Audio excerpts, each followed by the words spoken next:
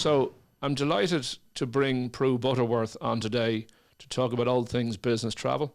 And I know that over the years that Prue and I have had plenty of conversations about travel, and you're absolutely a big, big avid travel fan, Prue. Is that the case?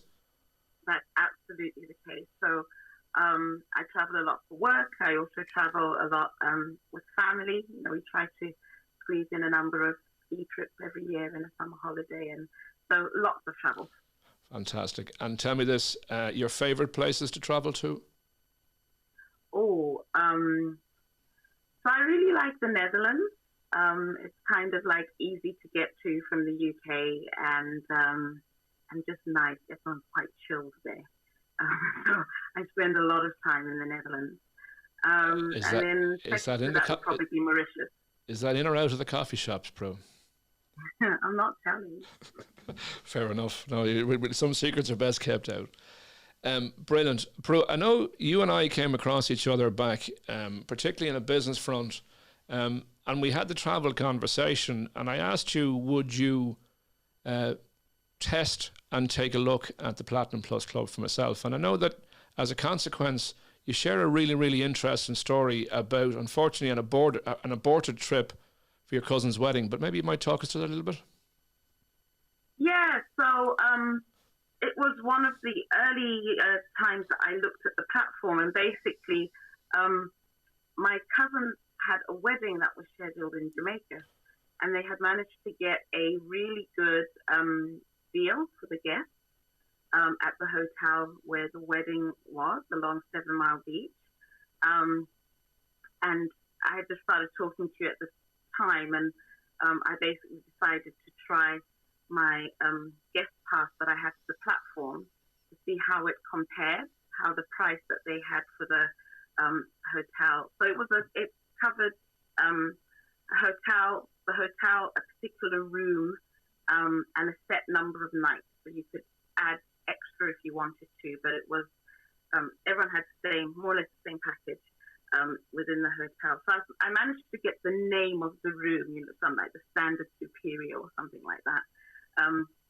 And so I went on to the platform and had a look, and basically the discounted offer, which I got, I think it came in at £410 cheaper per person. Wow. Yeah. Yeah, and so this was supposed to be a special deal, remember, from a travel company. But then you started telling me how to use the platform as well. So I started doing things like looking at the neighboring hotels, which were 4-star hotels, equivalent rooms, just to play around with how much cheaper I could get it. And we managed to get it down to $630 per person if we were willing to have a 10-minute walk to the reception in the morning. Sorry, just to confirm, you got it down to £630 of a saving per person using the Platinum Plus Club? Per saving per person, yes. Well, I have to say, that's the first time I've heard that number, Prue, and so this really wasn't a setup, but thankfully I'm sitting down for all the right reasons in this particular case. I remember it clearly because I kept thinking I was doing something wrong. It couldn't be like for like, because they had managed to get the special package. But no, that was absolutely right. And like I say, if you're then willing to be that little bit more flexible with the actual hotel and say, well, I'm willing to have something similar within the vicinity, then, yeah, there were some really unbelievable offers. Fantastic. So you, Prue, do a lot of work, particularly in the online digital space. And earlier, somebody asked the question about face-to-face versus Zoom. And I'd love to get your sense of where you think that's going to go to for people, particularly as restrictions start to ease. Do you see more face-to-face, or are we going to settle for more Zoom-related calls? I think we're going to learn to use Zoom in a way that Zoom is most suited for, and it's not most suited for everything. And I think a really simple example that everyone can identify with is if you do a lot of shows and exhibitions, for example, while I'm seeing a real lot of very clever 3D events, virtual events and stuff online. The reality of going to some of these events is that the business is actually done in the bar at 5 o'clock. You know. Absolutely. So people will soon realize that even if there is a virtual component to some of the bigger shows and exhibitions and whatnot that we tend to go to, nothing beats going there in person. Yeah, I'm not sure if that's 5 o'clock p.m. or 5 o'clock a.m. the deals get done, Prue, but I certainly agree with the sentiment about that. So it sounds like somebody like yourself who's really, really absolutely pent up to get back traveling. Have you put a date in your mind where you feel comfortable going back traveling? So I've got a family holiday booked for the 10th of October. And I actually have a couple of other holidays which were pre-booked, and I've had to keep bumping back because of the restrictions. But yeah, so as soon as possible, Iain. No, I absolutely send him on that. And I was saying to somebody earlier on, I mean, I took my first flight yesterday, and I felt like a giddy child from the moment I booked it to the moment I heard the engine roar. So I understand the importance of getting back. You must have some reservations, though. Obviously, I mean, I know personally you've got, some elderly relatives and stuff that may be traveling with you. And so are there concerns or ways that you think you'd be able to tackle the concerns to get back traveling? So I've had both my jabs. And, I think in all things, I tend to veer towards a common sense approach. There are lots of things we can do keep ourselves safe. I'll be wearing my mask even where I don't have to. If it's crowded and there's more people than I'd normally be in close contact with, shopping malls, etc. I'll be keeping my mask on. I'll be probably paying a bit more attention to the timings of when I do certain things. Again, just try to avoid the crowds. And a lot of the avoiding of the crowds and stuff isn't too much concern for myself, because again, I think with a common sense approach, I should be able to protect myself adequately. I just think sometimes when you're traveling with the kids, they're a bit more difficult to control in terms of some of their behaviours, which might put us at risk. So, yeah, a common sense approach, and just, like I say, maybe being a bit more vigilant around when we do certain activities and stuff. Absolutely. No, I mean, I think that makes sense. Any tips or hacks that you've learned over years of travel that you could share with as golden nuggets?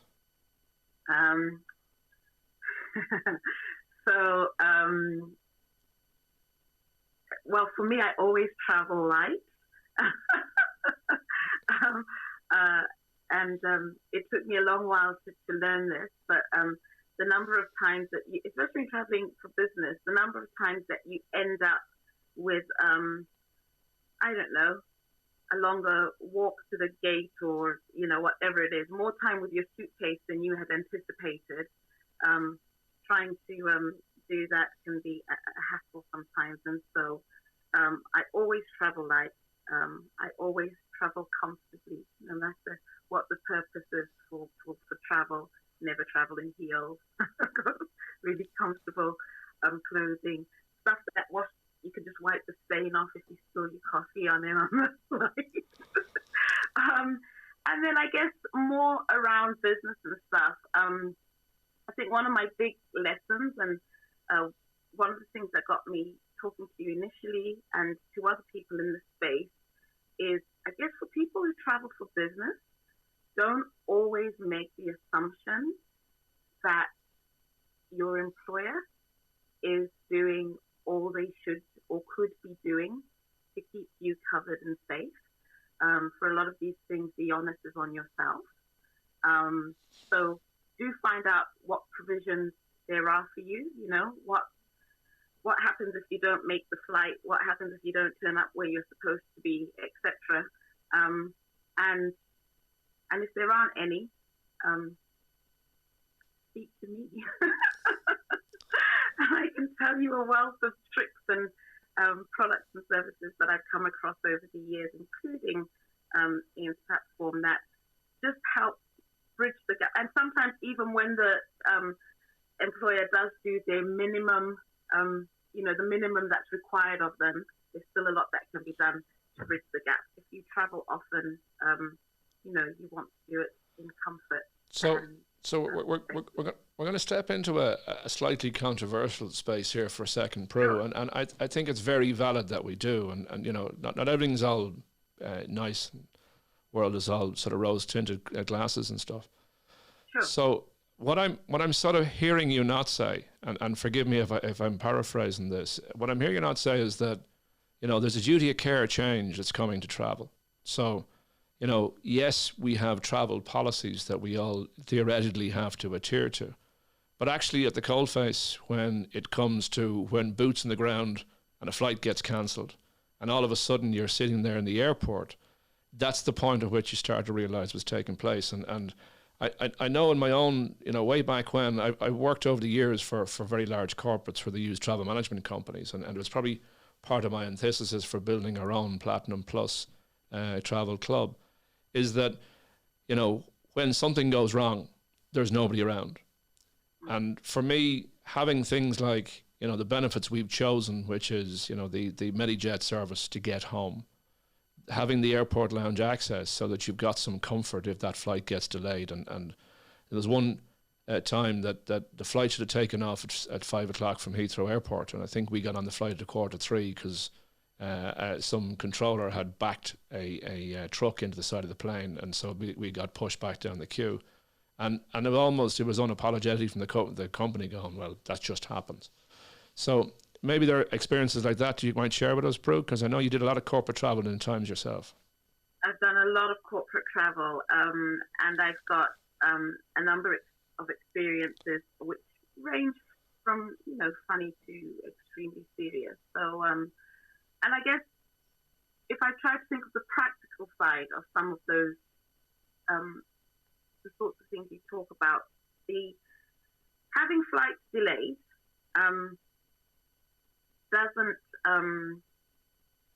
a flight being delayed doesn't change everything else that's going on and your obligations when you get to where you're going to. So while, if you're going on holiday, if you have to spend 7 hours in the terminal keeping yourself occupied and whatnot, that's a slightly different scenario from, the fact that you're going to, land in Shanghai and expect to be present for a day full of meetings 6 hours after you land. At that point, you need rest. You need, and it has to be, someone needs to be thinking about these things. Sure. Okay. But again, the consequences, are not the worst thing that can happen. If you don't turn up for the meeting, you don't turn up for the meeting. I happen to have had 3 colleagues in my time who have developed DVT during travel, one of whom actually passed away as a consequence of that. So by the time they arrived at the airport that they were going to, it was too late, And I think those are some of the things that I then start to think, okay, so just the amount of time it took for someone to be notified, something to happen, it's not acceptable. Yeah. It's just not acceptable. And, the company had done all that they had to do legally. Yeah, no. And that's why I'm saying there's a gap there that, the onus is on us to fill, You're dead right. And I think, you and I have spoken about other complementary services that the Platinum Plus Club will look at, I think, as part of that whole, employee management piece. And that's something that we'll talk about during the course of the year as we advance the business forward. So no, I think that's really, really good. Prue, last thing then, if tomorrow morning you're able to travel, where's the first place you're going to? The first place I'm going to? The first place I'd want to go to will probably be New York. So I love New York, and I spend a lot of my working time there. I've got lots of friends there. And I think someone asked me the question the other day, what would it take for you to feel that things were back to normal? And I think a trip to New York would be it. I'll be like, that's it. Everything's back to normal now. I hear you. A brilliant place, and in fact, I think that's definitely on our bucket list for 2021 as a family to get there probably before Christmas. So we may get there before you. Prue, it's a real privilege and a pleasure to have you on our podcast today, and we really, really appreciate your time coming in, and we look forward to talking again in the future.